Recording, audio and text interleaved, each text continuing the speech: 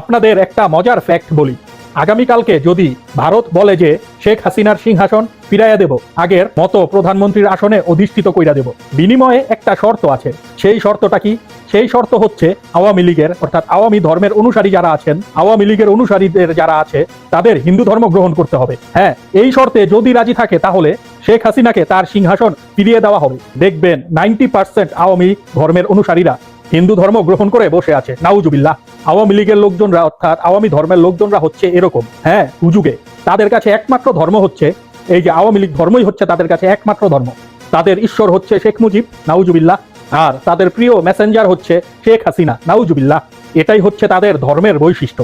কেন বললাম এই কথা? দেখেন, শুভেন্দুর অর্থাৎ যেই হালারপুতে বিজেপির মুখ্যমন্ত্রী হয়েছে নবনির্বাচিত, এই হারামজাদা এক নাম্বার টাটকা মুসলিম বিদ্বেষী। এই হারামজাদা মুসলমানদের নাম শুনলে ওর গায়ে আগুন জ্বলে যায়, এরকম অবস্থা। এত বড় মুসলিম বিদ্বেষী এই হারামজাদা। তার সমর্থকেরা নির্বাচনে পাশ করতে না করতেই পশ্চিমবঙ্গে মসজিদে মাইকগুলোতে আজান দিতে দেয় না, তারপরে হচ্ছে জুম্মার নামাজ পড়তে দেয় না, মসজিদের ভিতরে গিয়ে তারা তাদের ঢোল যত মিউজিকের যত ইনস্ট্রুমেন্ট আছে এগুলো বাজায়। এরকমও ভিডিও আমি দেখেছি। মুসলমানদের ওপেনে পিটায়, এমনকি এমনও ভিডিও দেখছি মুসলমানদের প্যান্ট ছিঁড়া ফেলছে, মানে উলঙ্গ করে ফেলছে রাস্তায়। এমনকি ওনাদের ব্যবসা বাণিজ্য হামলা করতেছে, ভাঙচুর করেছে, অগ্নিসংযোগ করতেছে।